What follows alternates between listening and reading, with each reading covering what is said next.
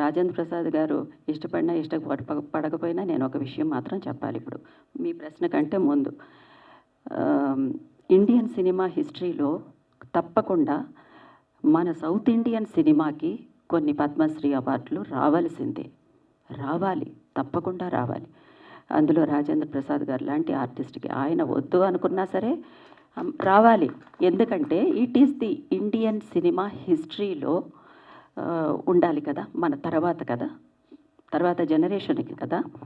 దాని ప్రోటోకాల్ ప్రకారం మన గవర్నమెంట్ వచ్చి ఒక సజెషన్కి తీసుకురావాలి సెంట్రల్ గవర్నమెంట్కి.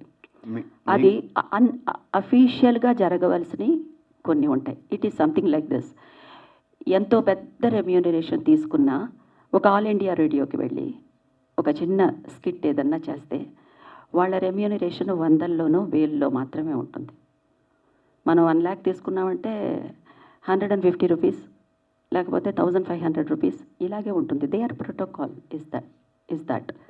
సో అది సజెషన్లోకి అఫీషియల్గా మీరందరూ చాలా పెద్దవాళ్ళు ఇప్పుడు ఉండే గవర్నమెంట్ ఒక సజెషన్లోకి తీసుకుని వెళ్ళి గవర్నమెంట్లో, సెంట్రల్ గవర్నమెంట్లో అది పెట్టాలి అనేది నా ఉద్దేశం. అండ్ ఏ ఆలోచన లేకుండా, అసలు సెకండ్ థాట్ లేకుండా ఆయనకి, రాజేంద్ర ప్రసాద్ గారికి తప్పకుండా పద్మశ్రీ అనౌన్స్ చేస్తారు. మీకు కూడా నిరీక్షణ, దాసి ఇలాంటి సినిమా ఆయన్ని వదిలేయండి. కొంతమంది ఆర్టిస్ట్కి వాళ్ళు they will keep on doing their work and their job. They are so committed.